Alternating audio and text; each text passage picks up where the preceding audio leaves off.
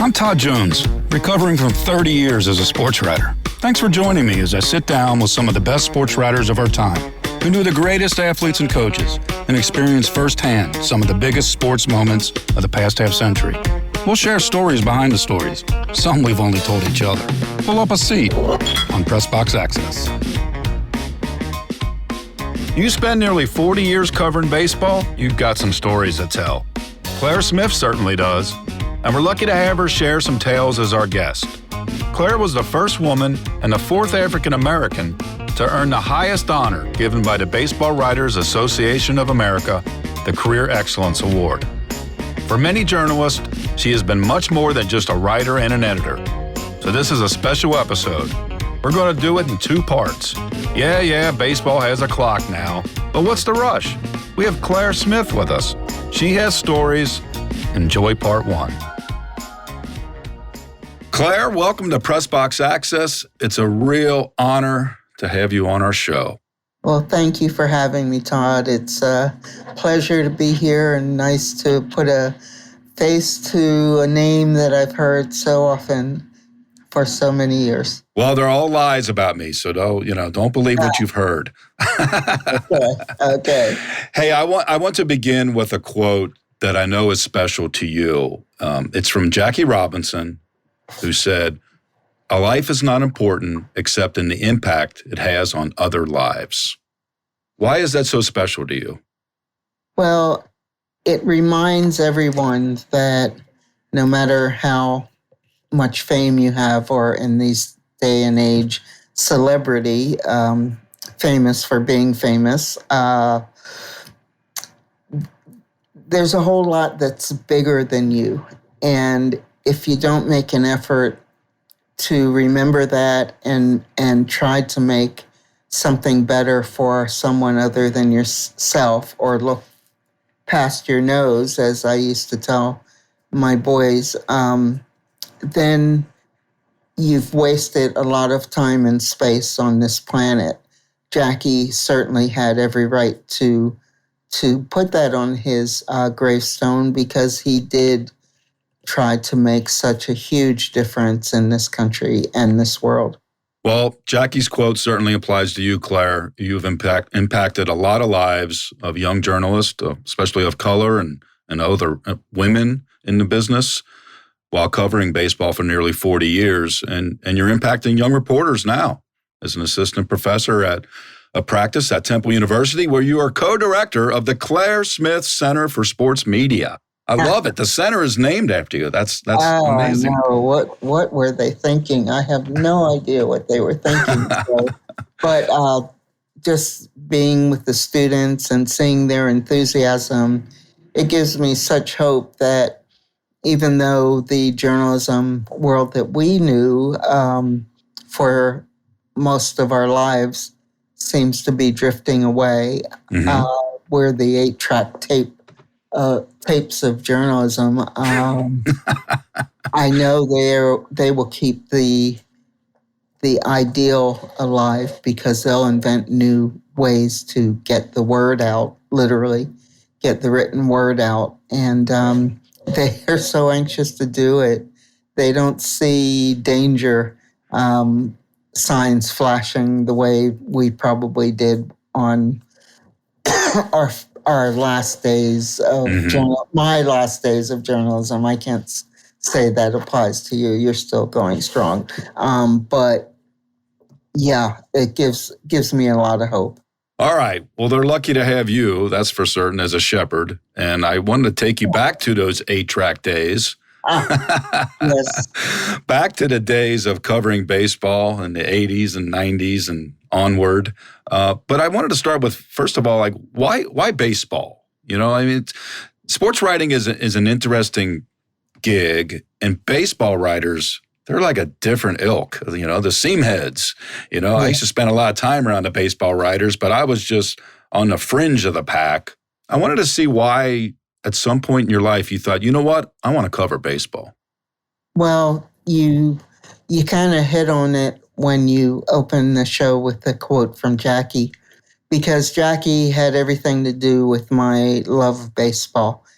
And I when I finally figured out what I wanted to do, which was write for a newspaper, I had two goals. One was either to be the next combination of Woodward and Bernstein, having grown up in that era. And the other was, you mentioned Jerry Eisenberg being a guest prior to my silly appearance here. I read a book in college written by Jerry called The Roar of the Sneakers, and I was just enthralled with his storytelling abilities and the stories he told in a collection of essays. I put that together with my love of baseball. To get a degree in public relations at that time, back in the day, you needed to take at least one journalism course. And I did that. And I have to tell you, the light bulbs by the millions went on. And it dawned on me that I'd much rather write about baseball than be in the industry of baseball. I could write my own thoughts. I thought at the time I could pick my own subjects. I could be Roger Angel. I could be, I could run all around the world writing as brilliantly as Red Smith and Dave Anderson and so on and so forth. So I switched to journalism.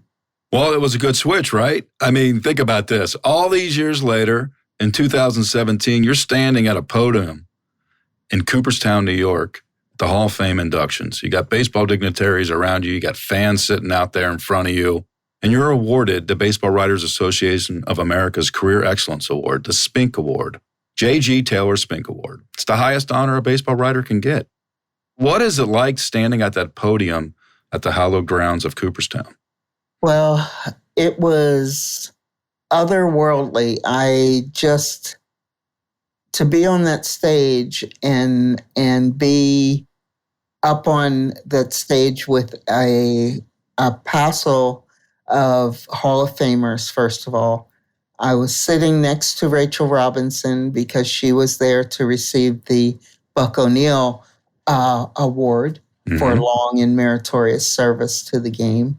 And right behind me, Sandy Koufax and Joe Morgan, two Hall of Famers who were very, very, very dear to me. Sandy, without knowing it, was a hero of mine since the 1960s. And I finally got to meet him, and you couldn't ask for a kinder, sweeter, gentler, gentlemanly person on this planet. If you can find one, Todd, let me know. But he is an amazing gentleman. Joe Morgan, my friend, I can't tell you how many times I think of all the people that I covered in baseball that I miss him the most. This side of Don Baylor, they were amazing. Yeah, you worked with Joe many, many years at ESPN doing the Sunday night baseball telecast. You worked as an editor. So what was it about Joe that was so special for you? Joe was so honest and so caring about the game. He cared about it on every single level, but he cared about the young African-American men and the women in the game who came after him and were just trying to embrace a game that didn't always embrace them. They wanted to stay. They loved the game. Why would you want a 13-month year game if you didn't love it, if you didn't want those hours, if you didn't want the night shift for every single day of your career? And many in the front offices obviously start at 9 in the morning and don't leave till the night game is over. So Joe cared about every single person in the game, and he really cared about the preservation of legacies such as Negro Leaguers and the underserved and underappreciated stars like Frank Robinson. He worshiped Frank. He grew up watching Frank, and he knew that Frank was undervalued by the game, I don't know if you want to say idolized, but Frank deserved much, much more. He deserved so much. Same with Roberto Clemente. Little Joe, he was a captain of every team he served on, even the board of directors at the Hall of Fame. He saw himself as captain, as a spokesperson. As for work covering him and then working with him, Joe could break it down. He really could. And by the time we did work together, we kind of had this pact. I told him that I couldn't ever tell him anything about baseball, and I learned something new every time we spoke. But I asked him to kind of view me in the same way. When it came to journalism, I would do everything I could to help him with the information that he took in front of the camera. But as I trusted him to always lead me in the right direction, all I asked of him was to trust me, that I would never let him down. Well, that working relationship certainly showed in his willingness to learn, and he obviously became one of the great announcers that we've ever had in baseball. Right, and he was that before I got there. So when you come in the middle of a 25-year run that he and John Miller had, it's asking them a lot to listen to a new voice, and he was willing. John was willing as well. Oral Hershiser, so many people who were there. But Joe was just special, and I miss him every day. Yeah, I think we all do. I always thought Joe would have been a great commissioner of baseball. Yes. You mentioned love of the game, and I know your father was a painter, told you, hey, what are you going to do? Your mother, Bernice, was a chemist, but she taught you the love of Jackie Robinson. She was an immigrant from Jamaica who listened to sports, back home when she was in Jamaica living with her grandmother. She taught you about Jackie. The nuns at St. John's Catholic Elementary School in Philly suburb of Elkins Park, they showed you the Jackie Robinson movie when you were a kid. So you were all in on baseball from the start. Do you need a love of the game to be a baseball writer of almost 40 years? I think you better have it, because the alternative is to be cynical and bitter. And I think that if you start to feel that way, if you start to take out any frustration or anger or despondency over your lot in life, you're going to take it out in print, and you're going to perhaps be harsher than you should.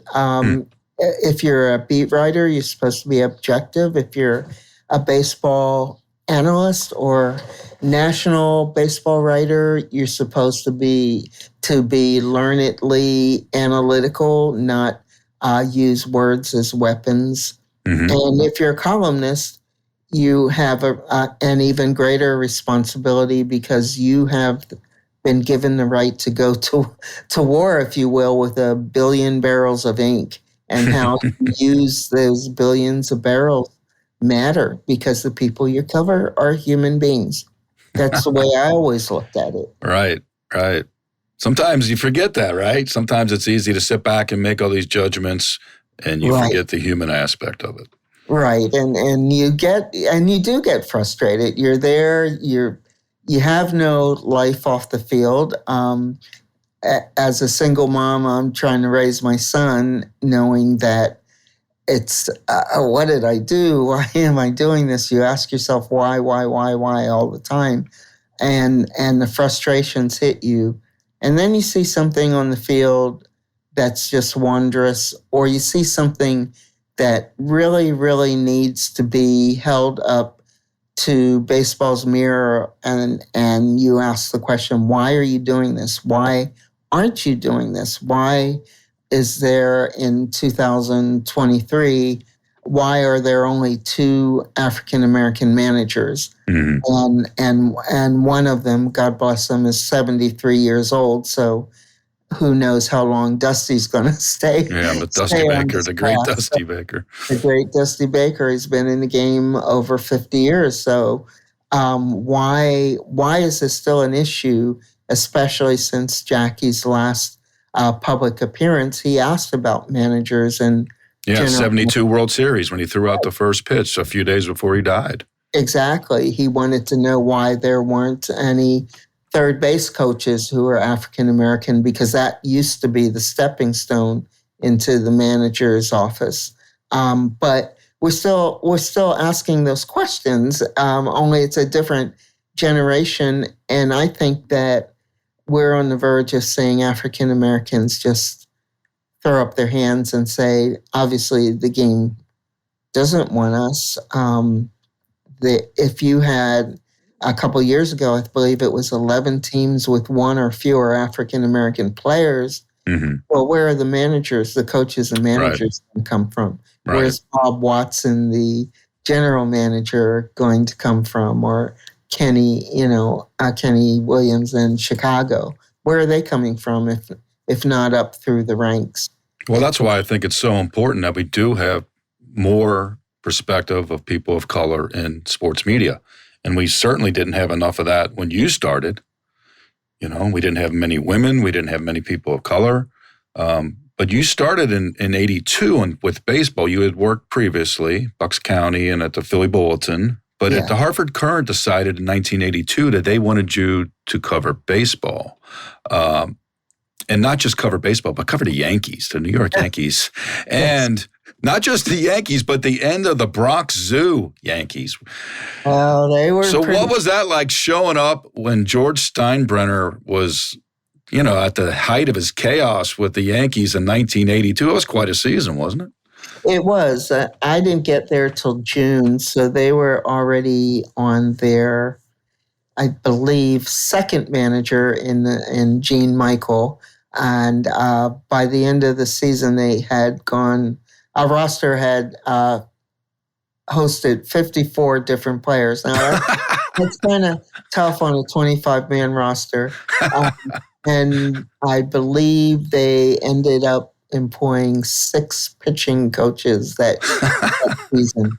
So they had 3 managers by the end of the year, right? Managers, 6 pitching coaches, 54 different players. And yeah, it was a zoo. It was crazy. It was just, I don't know. The Steinbrenner era was amazing. And the chaos lasted for so long. I think the person maybe most responsible for calming it down and making it livable for the players was Joe Torre in 94. Mm-hmm. Because he basically, after being second-guessed by the boss in print, he called the writers together and basically Joe's message was, you can talk to him or you can talk to me. And it kind of shut off the faucet, if you will, of the anonymous quotes. Are, as Mike McAlery once wrote, an anonymous owner once told me this or that, because George would call you back. It didn't matter your circulation or whatever. If you put in a phone call, he'd call you back. It might give us your favorite George Steinbrenner moment, your personal favorite. Well, the one time he lost his temper with me, he said something to the effect of, you and the other idiots. I'm sure that he might have used harsher language if I wasn't a woman, but George liked to use the idiots unless the idiots wrote something that he disagreed with, and then he could go off on you, but he wouldn't cut you off because he just lapped up the attention. He might have been the first Donald Trump in that he loved the media. He loved the attention. My goodness, imagine George on social media. Oh, that's quite a thought. I know. It's scary to think of how far we've come, and even scarier to think, what if George had come along with us? He could be charming. He could be incredibly generous. When Steve Buckley, the baseball writer who stepped in for me when I became a national baseball writer for the Courant, Steve became the Yankees beat writer. And in his first trip to Fort Lauderdale, his plane lands, he goes to pick up his car, and he has a message waiting for him from our editor that his brother had been killed in a car accident. Mm. So Steve has to go back to Boston. Obviously, his brother left young children. And when George heard about this, George took it upon himself to assure that the children had college education funds. Really? Yeah, that's wow. The other side of George. And then there could be the funny side of George, watching him trying single-handedly to get a rain-soaked baseball field together in Fort Lauderdale because it was going to be a good gate. Maybe it was the Red Sox. Who knew which team was coming through Fort Lauderdale that spring training night? But he was out in wading boots, I guess the kind of boots you use to stand in a stream and fish. And he had a squeegee, and he had a helicopter above him trying to use its blades to blow the water off the field. But there was George out there trying to squeegee the right field. That's an image. Yeah, it was him. And we just sat in the press box like, yeah, this guy is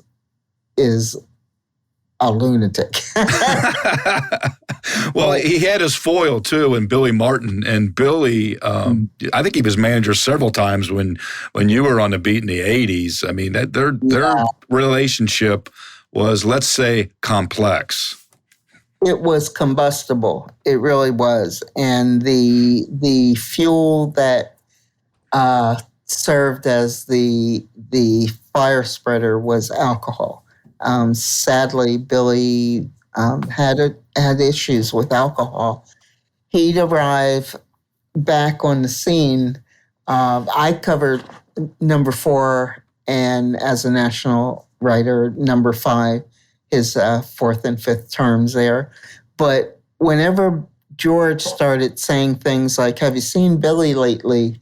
He's looking tanned and rested," that became the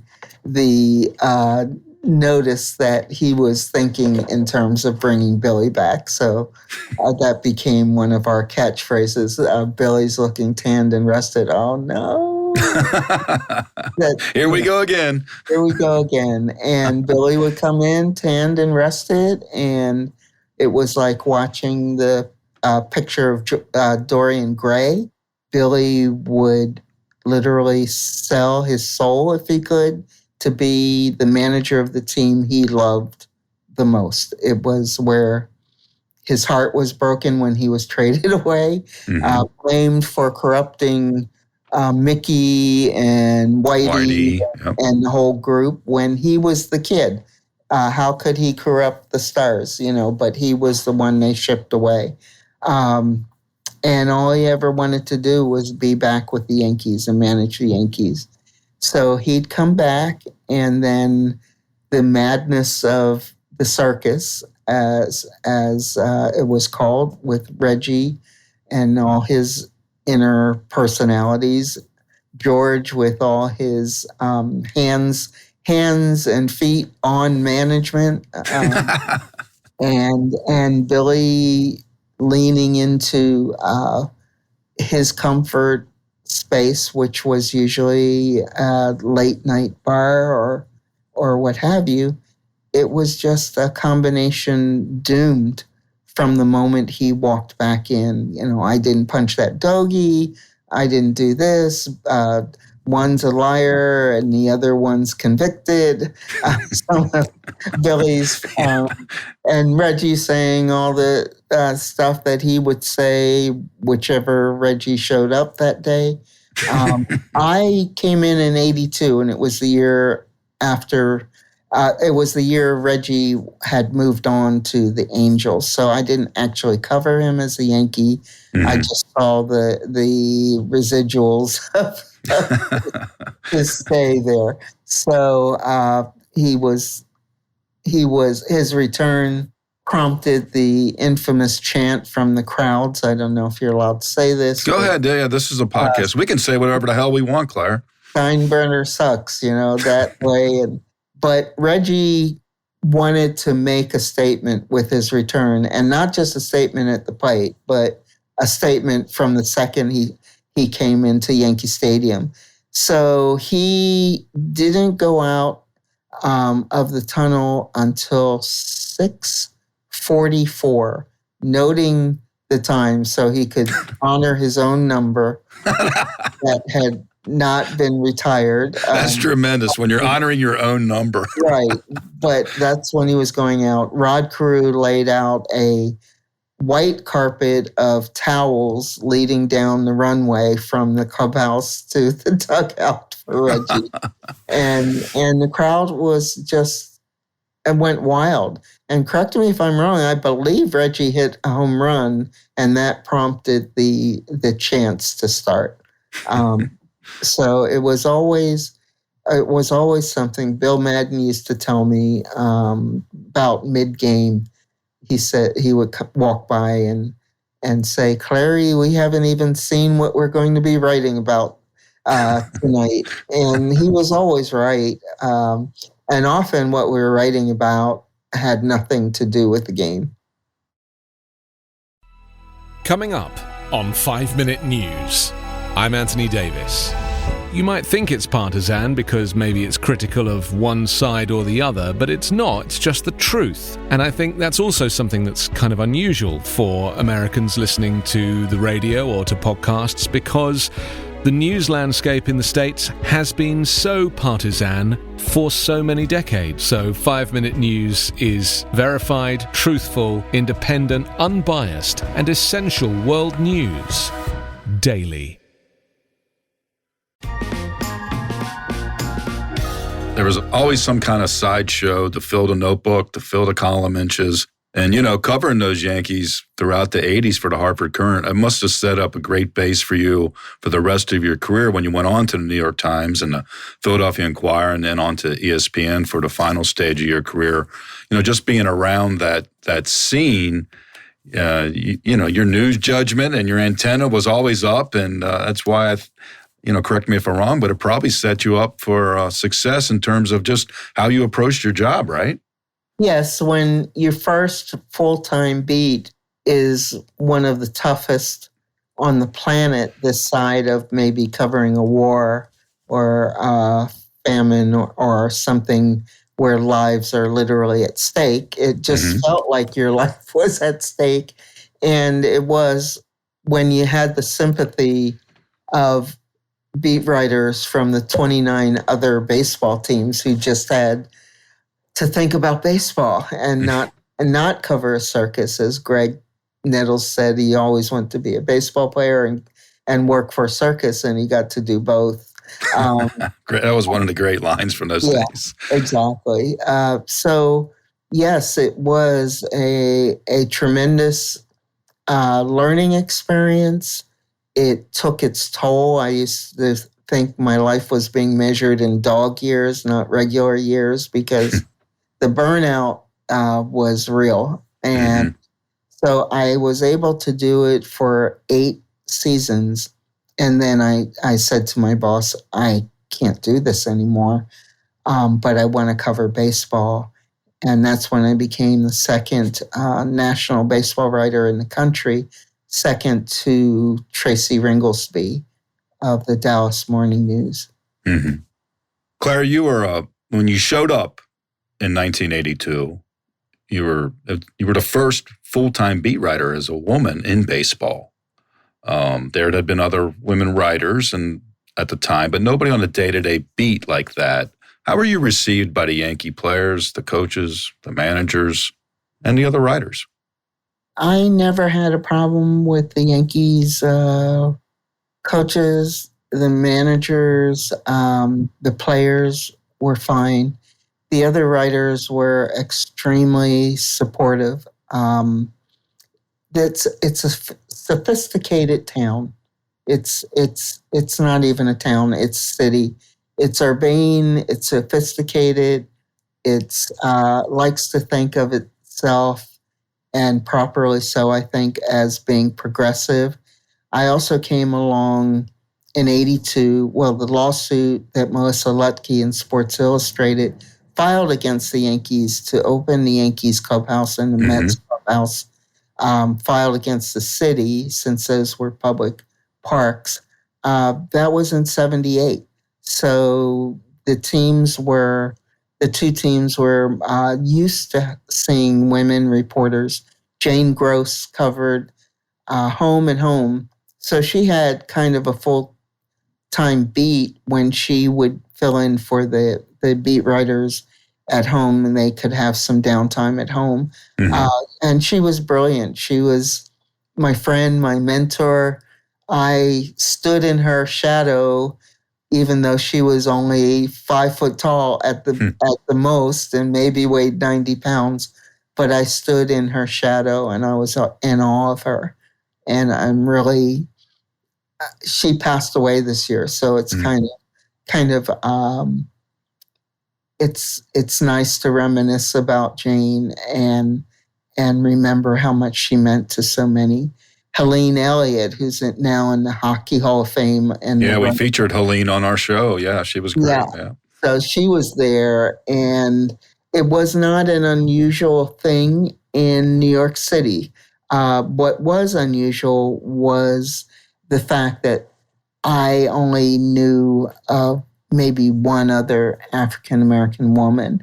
So that was evident that something unusual would occur when I walked in a clubhouse if the players saw an African-American woman walk in. Today, maybe if there isn't maybe 5 to 10 women going through clubhouses before every game, that would be unusual. But back then, there were maybe 5 to 10 women, period, covering. So you would just really look forward to getting to a town where there was another woman covering. The telephone was very important because we had a support group that was beyond compare, especially if someone ran into some real difficulty. Your obligation was to get in touch with that person as soon as possible and let them talk it out. And there would be tears. There was crying in baseball, but we did it privately, and we did it until the tears were replaced with laughter. Those phone calls could go on for hours, deep into the night, once you heard that there was an issue somewhere. Well, you certainly ran into an issue, and it's well documented. On October 2nd in 1984, I know you've spoken a lot about this in the past, but as a history show here, I think it's really important to document this. So if you don't mind, I want to take you back to that. It's Game 1 of the 1984 National League Championship Series, and it's in Chicago. The Cubs are hosting the Padres, and the Cubs win the game. And you go to both locker rooms, and you first go to the Padres locker room. And you go in there, and, well, you tell us, what the hell happened? Well, to set this up, you knew that there were holdout teams in the National League. Lee McPhail in the American League had a policy that clubhouses were open to any credentialed reporter. So there was never a guard standing at the door of American League teams. I covered an American League team, so I spent most of my time doing that and not having issues, while the reporters who covered National League teams knew that San Diego, Montreal, Atlanta, and maybe Cincinnati, depending on the manager or what have you, could have a closed door policy. And there was very little you could do about it because the National League president had a laissez-faire approach to it, let the teams make their own decisions, and he was hands-off. So my editor reached out to the league and said, look, we're sending Claire Smith the cover. Are we going to have an issue with the Padres? And the response was pretty clear. We got a letter back saying that during the 162-game season, it's the club's locker room. During the postseason, the first rounds, it's the league's locker room. And the league's rules will apply and you have access. And then in the World Series, it's the commissioner's locker room, and the same thing would be in effect, that the commissioner's credentials would allow for access. Mm-hmm. So we went really confident that there wouldn't be an issue. Go in for the post game in game one and get forcibly removed. Forcibly in that I was shouted at, cursed at, told to get out, and on my way towards the door, I was literally pushed in the back. Someone's hand pushed me towards the door. Wow. And I was pushed out. Do you know who it was that pushed you? No, I think it was a clubhouse attendant, if you will, someone that worked for the Padres. It wasn't a player, I don't believe. So let me set the scene here. I mean, I covered some games at, the old Wrigley Park. The old clubhouses were right there underneath the stands. Mm-hmm. The writers are in there, the clubhouse, doing what you're trying to do, your job. They push you out of the clubhouse door, which means you're out there underneath the stands, basically. Yeah. By yourself. Ugly, dimly lit stands above you, and you're in a tunnel that was built maybe in 1917. So it's not a pleasant place to be. And the writers, I think, well, I know they witnessed this, but they had deadlines and obligations. So as angry as they might have been about what was happening, they weren't going to leave. They weren't going to stop doing their jobs. But Henry Hecht of the New York Post did come to you, right? So Henry is coming towards the clubhouse. I'm out in the hallway, and Henry, he figures it out immediately and asked me what he can do. And I told what I needed. And I told him I needed quotes. And who do you need? And I told him, well, please tell Steve. Before Henry came out, the media relations director for the Padres came out and asked me who he could get. And each person I asked for, the pitchers, who would be speaking to, I believe, what was a 9-0 loss, they all declined to come out. So I wasn't getting anywhere with this separate but equal access. That's what I call it, because I knew what it was. I was being segregated out of the clubhouse. Right. So Henry, I tell him, tell Steve, as in Steve Garvey. I knew Steve when he was a Dodger. I knew Steve when I was just a fan, loving the Dodgers and going to see them in Philadelphia. And Steve always came out to the bus and talked to fans, and I would go as a high schooler, I would go as a college student, and we got to know each other, and he was always amazingly friendly. When I started covering baseball, nothing changed. So he was someone, what we call, Todd, a go-to guy. We always could depend on those go-to guys. Yeah, he would talk after a bad loss or a tough moment. Right. He would stand up. We call them stand-up go-to guys, like you said. So Steve comes out of the clubhouse, out, you are alone. Set the scene for me there. Well, I'm alone, and it's starting the adrenaline that drives you to get down to your job, do it well. All that rush that keeps you going it drained out of me, and I started to break down. I got really emotional when I saw him come out, and Steve said to me that basically, take your time.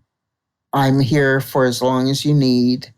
So I kind of was able to blurt out a couple questions, get his responses.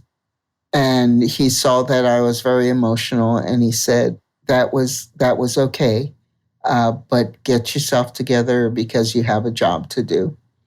And that just made me pull myself together and go over to the Cubs. By the time I got there, the Cubs were well aware of what had happened, and a couple of the Cubs coaches, players, what have you, I had covered in New York with the Mets and Yankees, and they were furious. Yeah, they knew you, right? So, yes, yes. George Fraser, Don Zimmer, I believe, was on the coaching staff, and they were just furious about what had happened in their ballpark. The next day, the whole world knew. At the Baseball Writers Association, they were really ready to go to bat for me, excuse the pun, go to war, excuse the phrase, and take on the Padres. And they were ready to take on the National League. And the commissioner is Peter Ueberhoff at the time. First week. Yeah, first week. Welcome, Peter.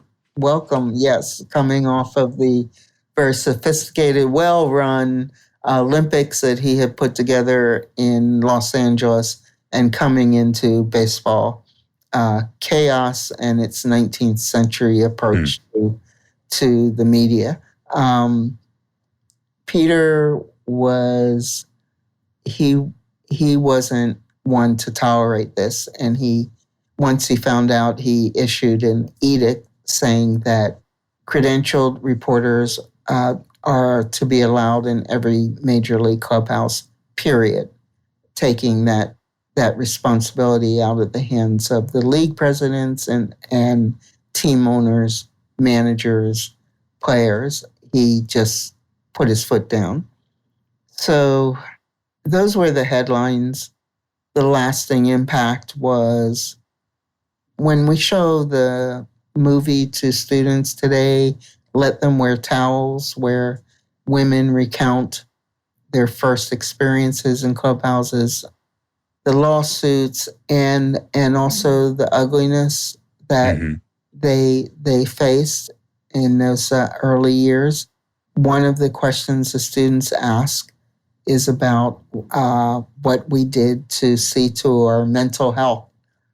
And the answer is, back then, no one talked about mental health. No one talked about the psychological impact of these things, of the sleepless nights and those phone calls you needed with your friends to just be able to get through the night to the next day and keep doing your job.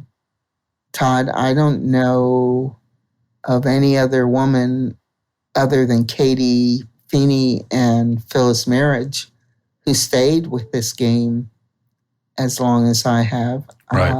Just goes to show you that it's probably a good idea to have more than one original thought in your career. Yeah, and you were referring there to administrators in Major League Baseball there, Katie. Yes, the wonderful late great Katie Feeney and Phyllis Marriage, who basically they oversaw the media relations for the commissioner's office, and but as far as being on the beat or being national baseball writer, most women peeled off to go to other sports or to get out of the business altogether or turn to news writing.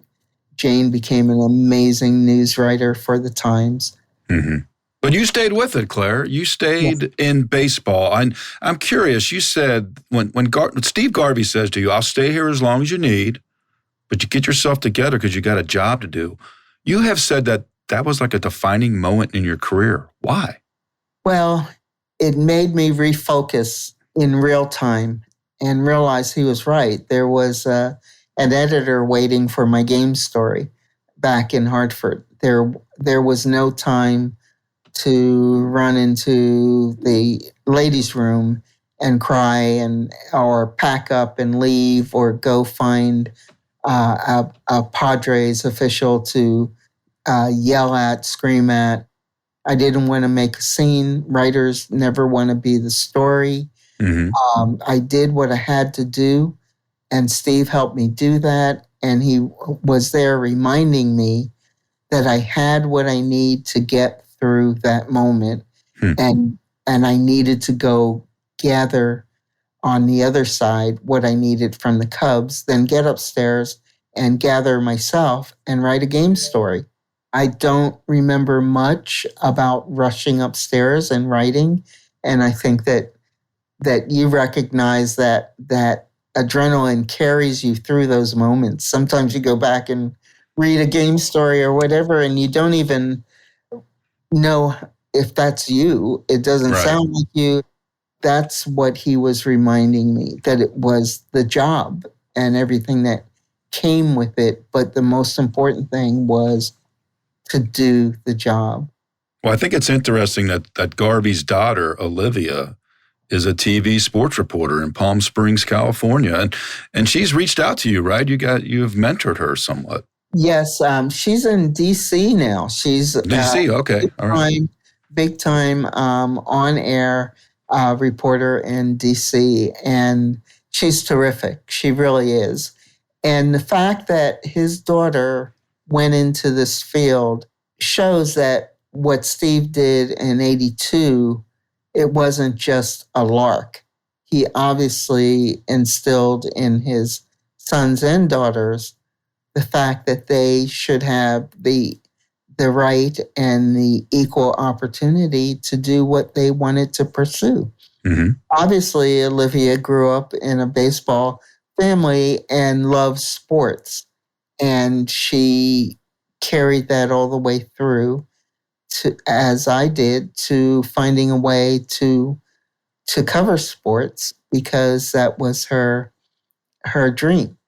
And with the support of her dad, he kept me informed of every step she took and asked for advice along the way and what organizations should she join, like the Association for Women in Sport Media and things like that. And it's been wonderful watching her grow into the powerhouse reporter that she is. She's a lovely woman.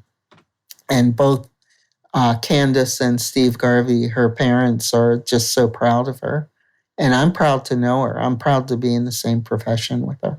Well, I think it shows not just what Steve did in that moment, but more importantly, what you did. You did go do your job that day in a horrific moment, and you stayed with it. You stayed not just in sports journalism, you stayed in baseball, the culture that was trying to shoo you away. You refused to leave, and you made a career out of it. And that, I think, inspired so many young sports writers, sports reporters like Olivia Garvey, to say, I can do this too. And that must make you feel proud. Well, it does. And you don't look at it as, oh, wow, look what I did. You know, I didn't get to the point of reminiscing until 2017 when the writers decided to select me for the award, once known as the J.G. Taylor Spink Award. Mm-hmm. And then people started asking the whys, the hows, when, who are you, that sort of thing. And my son, Joshua, asked me probably the most important question in that year, and that was, what does this mean, Mom? And that really started me thinking. I also, Todd, was invited to go to a lot of campuses to speak to journalism classes. I went to the Awesome Convention.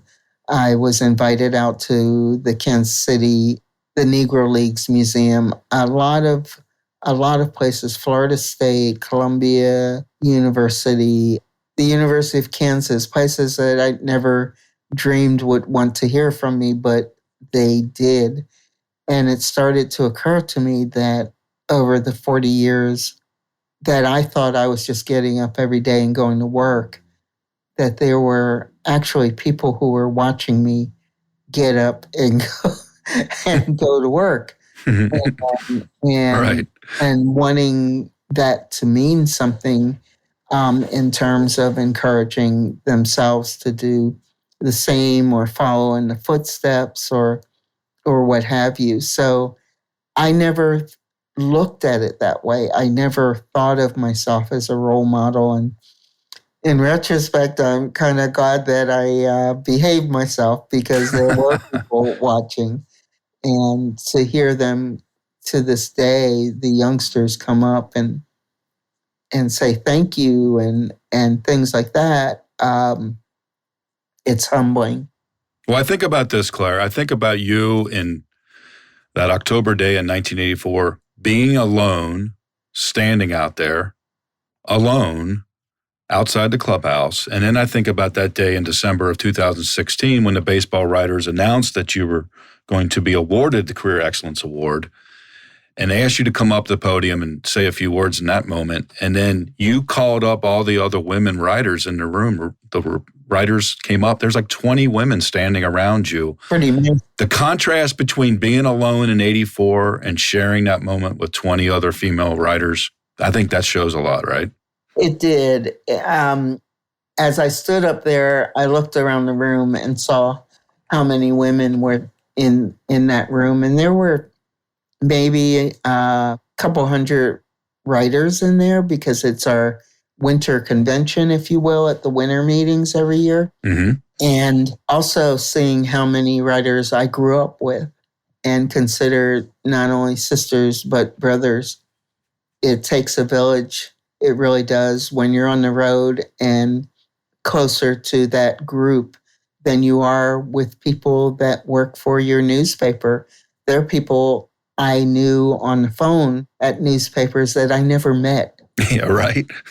But I knew the writers I worked with went to bar mitzvahs and bat mitzvahs and weddings and sadly some funerals for those brothers and sisters. But I wanted the women to come up and share the award, because I know I didn't walk that path by myself. More and more joined along the way, and that was great. But to have Lisa Nayas there and so many of the pioneers, if you will, who had it so much worse out in the land west of the Hudson River. Right. Like I said, New York was never a problem, but I had one bad day. So many of those women had, if they got through a week without one bad day, it was a triumph, because they had it so much harder than I did.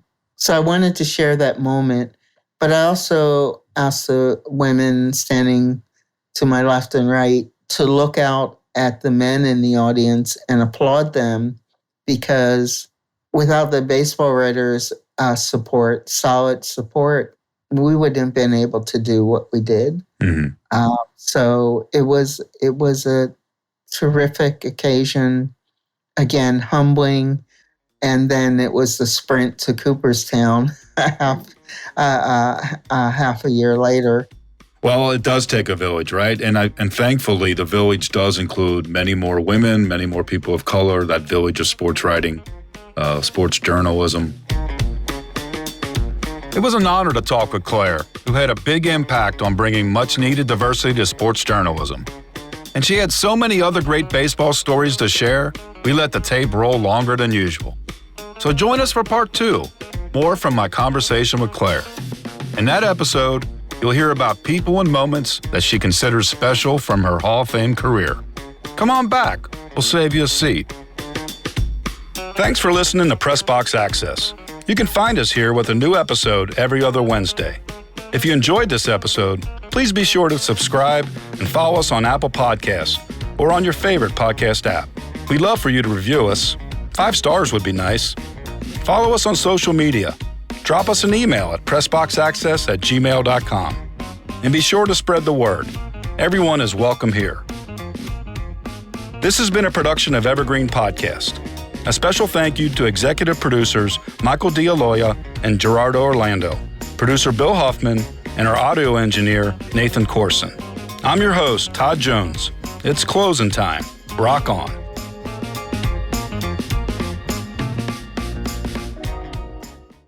Hi, podcast listeners. I'm Carol Costello, a former CNN anchor and national correspondent. This January, I'm launching a podcast about one of the first cases I ever covered as a journalist. It's one that stuck with me all of these years, the one that buried itself under my skin and stayed put. It's a true crime series about an amazing woman named Phyllis Cottle, who defied torture and death and brought a fierce rage to the quest to find her attacker. Carol Costello Presents Blind Rage is a production of Evergreen Podcasts and signature title of the Killer Podcast Network. Listen and subscribe wherever you get your podcasts. Discover more great true crime and paranormal programming at killerpodcast.com.